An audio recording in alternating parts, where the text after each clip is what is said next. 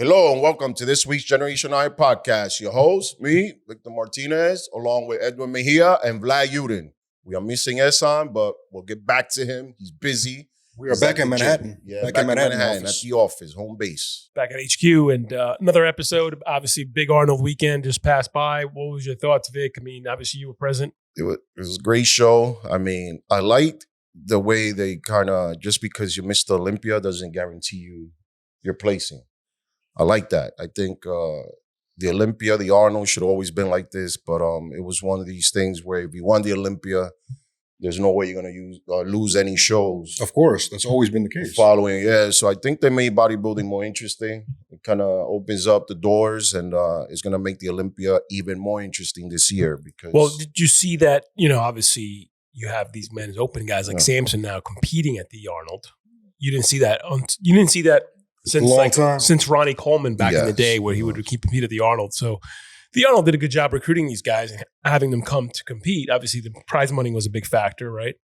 But people were certainly surprised to see Derek win, even though they weren't. I was surprised. I was personally. Were you surprised?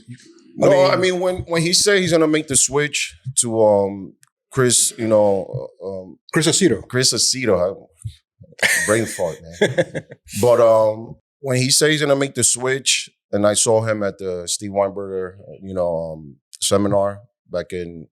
Oh, yeah, that's right. You just saw him recently. Yeah. You saw him recently. Exactly. Yeah, when I saw him, I just said, it's going to be great. It's going to be different. You're going to have fun. And he said, listen, it's the first time I'm prepping for a show stress-free, meaning he had more energy. He was training without any stress. He was able to spend time with his family. So you have the right mindset, and also with the coach, it changes everything. And I believe I said that when we kind of went down the line as to the decision he made, switching coaches. Well, he had because Honey, retired. So I told him he's going to be okay because Chris is a great coach. He does great prep, and there it is. It's a great comeback story. But before we get into that, let's talk. You want to do the question of the day first, and then we get into Arnold? Yeah, we want to obviously get into a question of the day real quick here. We get a lot of questions, so we do a lot to make sure we select these questions with Vic. Brought to us by Transparent Labs. Yeah, thanks again to Transparent Labs, a sponsor today. They have some of the best, cleanest protein and ingredients in the market for their brands. I mean, obviously, they've been around for some time now, and they have been a big supporter of the podcast. Make sure you guys check them out. So the question comes to us 2 weeks ago. It says here, what's good, fam? I have a question for a boy, Vic. I'll be 28 in May, and I'm ready to do my first show in Baltimore in June. It's at the Maryland State Championships. But soon after that, I also got 2 photo shoots and some casting opportunities to prepare for. So what's the best advice to stay in shape for all 3 events? Keep in mind that they are all in different months, February, June, and July. It looks impossible, but I'm confident enough to make it happen and deliver. I'll tag you guys in the pics once everything is done. One love from Baltimore. So was it February next year, June, July, or June this year, July, and February? Yeah, it looks like it's this year. Okay. Everything this year, yeah. So it's this year. I think the Maryland show will probably most likely be in the summer, and I guess the casting will be in February or something. Yeah, the Baltimore show is in June. Okay. And then I guess the rest are, Yeah, so the only thing I recommend is, obviously when you're competing for a show, you want to look sharp, you want to look great, you're depleted, you're ready to step on stage. Whatever you do, don't go berserk after the show. Try to keep a streamlined diet, eat healthy, no up and down so you won't fluctuate in weight. This will also, keep you from going out of shape fast. I mean, once you do that rebound, you're going to gain at least 20, 30 pounds, and most of it will be water, and for the audition, you got to have a little bit more energy, because it's acting, depending what part you're going for, you got to have that energy. And without the energy, without being, like you have a soul, like, stepping on stage, you're kind of depleted. You look great, but most of the time, people feel like don't really have enough energy to even have a conversation. So just try to keep a streamlined diet after the show. Don't binge. And, obviously, you don't want to be on diuretics when you peak for this audition, depending from what part you're doing. But definitely keep your diet steady. Don't add, anything high sodium. Keep your sodium the same. Keep your water intake the same. Keep that cardio going. That should be enough to keep you in shape all year round and leading up to the audition. I mean, a lot of guys do it. You've seen, the best example is Michael Hearn. I mean, except he's an alien. Mike is the best when it comes to he's to an alien, but Mike, I mean, he's the one that pretty much puts the work in. I mean, I've done it before in the past. What makes it difficult now, did he say how much weight? No, he didn't say how much weight at all. Okay. Obviously, if you're bigger, this will be harder. So if you're carrying say a body mass of 100, between 180 and about 200, you could most likely stay in shape a little bit easier. Now, when you're super big, one of these mass monsters, a little harder, because the rebound will hit you twofold. So keep a steady diet. You're 28, you're young. There's no way you should be able to put on this crazy amount of body fat in the off season. But your off season is actually, you'll be in season because now you have to stay in shape for this audition. They don't want you heavy because obviously, 200 on the big screen will make you like 220? Yeah. So try to keep a steady weight. Be mindful of your weight every day. What you eat. Keep water intake the same. And if anything you want to peak before the show, just cut back on the water, but don't do any crazy things like diuretic or anything like that. So I love the Micah Hearn comparison because he's always in shape. This guy, I don't know what he does. He's always auditioning, always going for movie parts. And, Californian guys, right? Yeah. Mostly, these guys, remember, Michael Hearn was a big, bloated, open bodybuilder. I mean, he would just be typecast. Oh, yeah. Be typecast. I mean, not saying that he is, but he's just keeps such a great shape that he's easy to, fit in a role. So depending on your parts and all that, just don't get blown out. Shout out to Mike. His movie Magazine Dreams is finally coming into theaters this month. And I hope it does great. Right? Look at that. Of course, Jonathan Majors is a big part of it. Yeah. So shout out to both of them. All right. So this question was brought to us by Transparent Labs. Guys, please submit your questions for Victor in the comments below and maybe you'll answer them, right? Yeah. Keep them coming, guys. You need to take your muscles to the max! Whoa there, Turbo. Do you even know what's in that stuff? Oh, yeah. See, most protein powders are filled with artificial sweeteners, food dyes, and filler. Really? I wouldn't put that stuff in my body. Neither would I. Transparent Labs is made with just a handful of all-natural ingredients without any of the weird stuff. Transparent Labs. Protein without the weird stuff. So back to the Arnold. I mean, obviously Derek is the new king, right? Well, is he real? Like, this is a real question. And that's a good question, Is he right? really a king now because he won the Arnold? Because at the end of the day, he's he got lost two of the the Olympia. biggest titles. Well, he lost the last Olympia, so he technically, lost, but he still missed Olympia, But Olympia is still considered a bigger title, right? It is a bigger title, but in the bodybuilding world, there's only two big titles, and right now it's the Arnold and the Olympia. So to have those two prestigious titles, I mean, he's forever. I mean, winning the Olympia alone is huge, but now, he also won the 212. He won the 212 before that. Yeah, won the 212. So he's racking up the titles. Why do you think he won this past weekend? What made him better than Sam? Do you think he deserved to win? Right. From what I saw, his condition was just better. His condition was basically back to when he first won the Olympia. Condition was better. Yes, his condition was better. The size was there too, no? Yes. The side, and remember, his back is so superior. Now, Samson, he's one of the things I said before, it was now having the trouble to peak. He's done a lot of shows.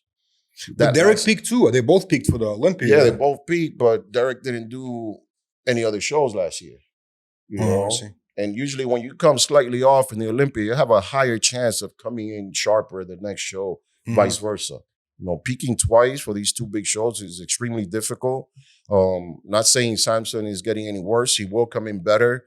He's staying hungry and he loves competing. So can we be super honest right now? Like, I'll be the first one to say I did not expect Derek to come back and beat Samson, especially losing to him a few months before.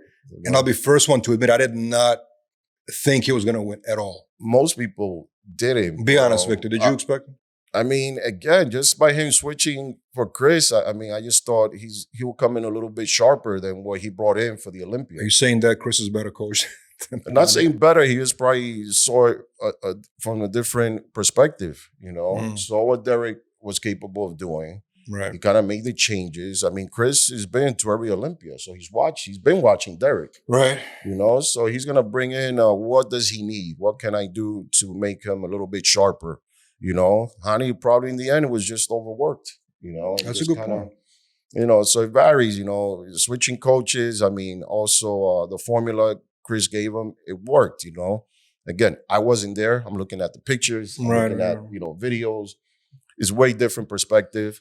But Samson, a lot of people, obviously, because of his height, his muscle bellies, he's, he looks great. He's a force to be reckoned with, So don't count him out. And that's what's going to make this Olympia even more interesting, kind of bringing it back and forth. Right. It's one of those things now it's a toss-up. So anybody can now win it's this now next it's fully open up. It's fully open. Yep. Do you think that there should be more athletes competing at the Olympia? I mean, the Arnold compared to past, the way you have. I think that's Derek. the beauty of the Arnold. Right. Only 10 people compete, right? I think they allow up to, 15 or something. But this year was only 10, I think. Or 12. Yeah, a couple of them pull out, right? Yeah. A couple of athletes pulled out. But that's the beauty of the Arnold, and also the beauty of not dragging out a show for all wee hours of the night. That's the best part. It ended That is the best part, and I appreciate the Arnold because of this. The athletes are not being sent to do 10,000 different tasks, all around and walking. And, some of them do have to, show up at the booth to represent the companies that are sponsoring them. So you get enough work. So being taken out from other, things they have to commit to, that's what makes, Arnold so beautiful. And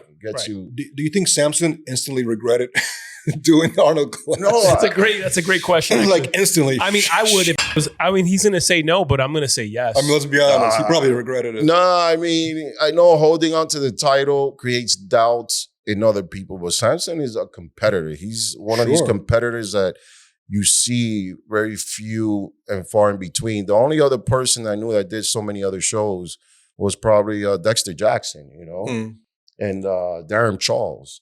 Very few guys compete this much for the love of the sport. And so I understand people might say, it's probably regret because now he's considered almost Olympia, but he still missed Olympia. Why? He has Because the title. if he would have held off and not competed, then you would make the argument, well, Derek won because Samson wasn't there. But now he was there, and you can't say that. So listen, as an athlete, as a champion, regardless if you're in bodybuilding. Still a champion. Or he made boxer, good money too, right? Second place. He's got a good bag, right? $250. So the first one was $500,000. Yeah, he probably got $250. That's At not least, a bad right? bag, to kind of, which Yeah, the he's trying to prep make probably money. cost them, maybe Granted. 15 grand or something. So that's not bad.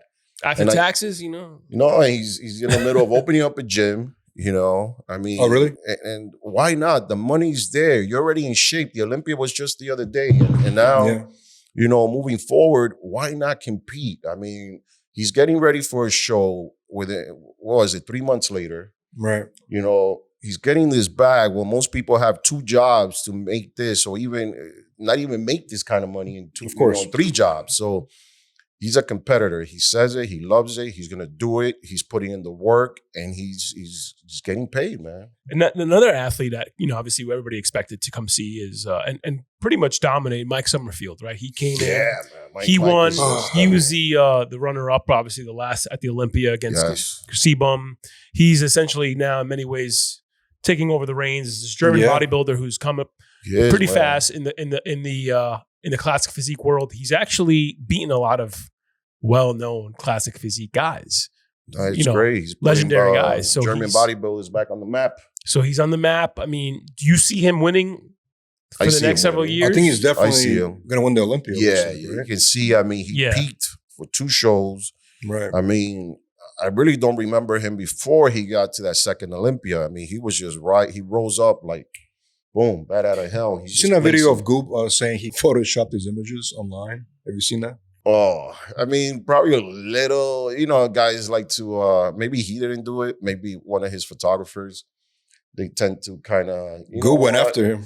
Well, goob is gonna get you, man. Goob is gonna get you. That's why when somebody photoshops me, I'm gonna go, dude, that wasn't me.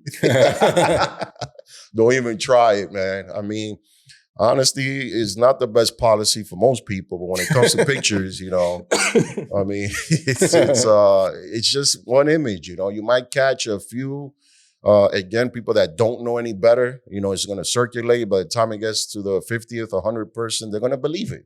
Goob is getting DMs every day from people. But Goob, he's gonna get you, man, because he's basically the social media police. Yeah. But mostly, I like the work he does because he's catching a lot of these bogus trainers that are not, you know, certified. They have zero experience. They get BBLs. They get all these surgery, and then they do this, you know, fake promotions of I can get you there. Meanwhile, they never got themselves there. They purchased the way they got there. Yeah, that's true. So he keeps it legit, man. You know, keep doing the work, Goob. Back to the men's open, Andrew Jack. What do you think he needs to do to win? His condition was good, you know, but with him is that height, man. Is that height. I don't know how he's training. He looks skinnier on stage, is that what you're saying? Yeah, he's got a little stringy. Yes, he did get tighter. I noticed his condition was great, but he's got to be careful because he has such a big frame to fill. Just losing too much, you start, you know, your limbs start looking a little lanky and a little stringy, you know. Right. So he has to be careful, you know, Andrew. I don't know how he's training. And also, you know, he's got a long flight, you know. Could that be a factor? But he did come in sharper. A lot of people did want him to win, but when you have guys like, you know, Samson in his same height, you know, pound for pound, bigger frame. Right? Yeah, with the big frame, Samson is going to highlight all his weaknesses, you know, and that's what happened. I think he highlighted his legs a little bit too much. Yeah, you know? yeah. And Akeem Williams, what do you think? What do you think is? Akeem looked great, man. Akeem looked great. He always looks great to me. That's what I'm saying. Yeah, I had him possibly another, you know, a place up. I think when we did the, you know, kind of, you know, predictions, I had him in 4th. He did get 5th. I think he got 6th, you know. But Akeem is, you know, he qualified for Olympia. So I think the last show he won. Right. So he qualified for the Olympia. He did the Arnold. He was already in shape. Why not do it? I mean, it's one of the shows you definitely want to do if you get the invite, you know. But for him right now, his main focus is just rest up, focus on the Olympia, and, you know, move up those places. Because Akeem is coming, man. Akeem is coming. He's one of these guys. He's quiet. He's chasing. He's been chasing he's chill, chasing it. But in the gym, he's nothing. He's a storm. He makes noise, and not the kind of noise, a screamer or anything like that. He makes the noise just by moving the weights. Yeah. You know, he's a silent screamer in the gym because, again, he lifts real weights. He trains extremely hard, and he's competing, man. He's stepping on stage. He's showing up. No excuses. And I think he came back from a shoulder injury about a year ago. Yeah. You know? Yeah. So I think right now, Akeem, just stay focused. Focus on the Olympia. Try not to do any other shows because any other shows, first of all, they don't pay enough. You know? And I think you should just focus on the main one right now and, you know, save that for the big show. So what about the tragedy that happened in the Arnold? That was crazy. Yeah, that news hit Generation 9. I mean, we ended up covering that story. It was really tragic, but it was also even more tragic that she was 20 years old. It's a very confusing story. Very confusing story. Well, when you she was a coach and she's a coach, a competitor. Her name was Jodi Vance. Jodi Vance. And she was not competing at all at the Arnold. She was actually prepping somebody else to compete. It's a very tragic story. I mean, obviously still developing. 20 years old. What are your thoughts on that, Vic? One of these things is one of these things that you read it. Initially, this happens to everybody. You know, you read the headline, you know, bodybuilder passes away at the Arnold. First thing you think, a competitor died taking diuretics. That's the first thing you think. Yeah, she was not competing for the record. Yeah, but that's, you know, I'm just saying how things snowball out of control, you know. Sure. Obviously, she wasn't competing. Did she take a diuretic to look in shape just to be within the mix? I don't know that either, but could be. Yeah. She wasn't competing. And the other thing I did hear was she did have food poisoning. And I don't know. I mean, we don't know. I hate to speculate. I hate to start guessing. The person did die. You know, sorry this happened. You know, condolences to her family and friends. And I know the coach is being dogged right now because the first thing you look into when a competitor dies is You look at the coach sideways, you look at him up and down, and what the hell did you do? So in his defense, let's wait it out. If he's smart, he would tell her or never told her to use anything, just to go coach.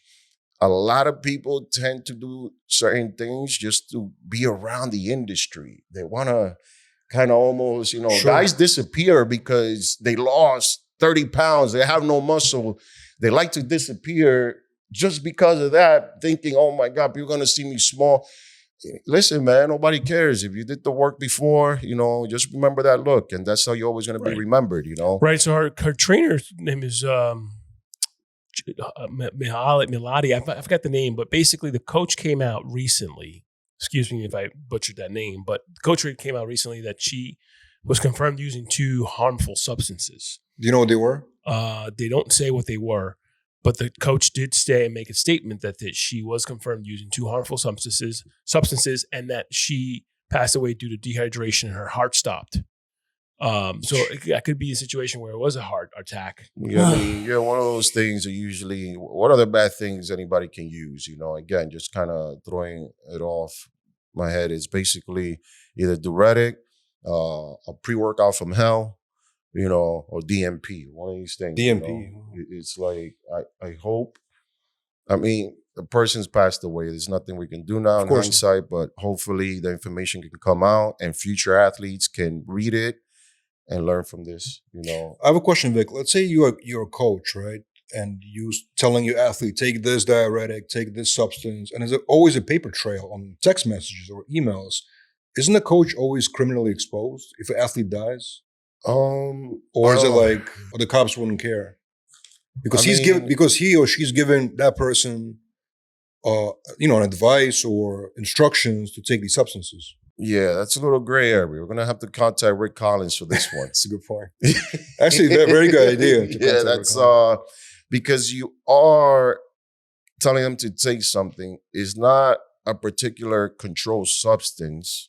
Right. You're kind of prescribing it to them. Take this diuretic, for example. Prescribed. They are taking it willingly. They're not being forced or coerced into using it. So it's a gray area. Yeah, it's a gray area. It's not like you got somebody, Percocet, that wind up being fentanyl and they die because of you. Now that's a controlled substance. Especially if you're giving it to them. Yeah, you're giving it to them. So that becomes a little bit more liable. But I think diuretic is negligent to give an athlete. And, even if you don't have any criminal, pursuit, you might get something, I will have to say, what is it when it's not criminal? What is it? Civil? Oh, yes. Wrongful death. Yes. You have a wrongful death, and that's the only thing I can gather, not being a lawyer, a good point, no degree, but you can't be liable. And if the coach does have money, I think, the family can go for that. Vic, I have a question. Typically speaking, without naming names, does the bodybuilding coach typically provides the PEDs to the athlete, or does it just tell them what to take and then they go find it on their own? Typically. Can confirm or deny that. No, typically. From what you've heard, I incriminate myself. I take the fit. No, ideally it's questions, and somebody says, "Hey Vic, I got this stuff." We used to kind of text back and forth. This information I'm about to provide to you is for entertainment purposes only. It's like you want to just kind of cover yourself, especially if you're writing. You have to be careful what you write because and how you write text. Yeah. You do become liable. You think your favorite athlete has come through, your favorite influencer? Oh man, you've been making so much fun of this guy. And it wasn't fun of him, man.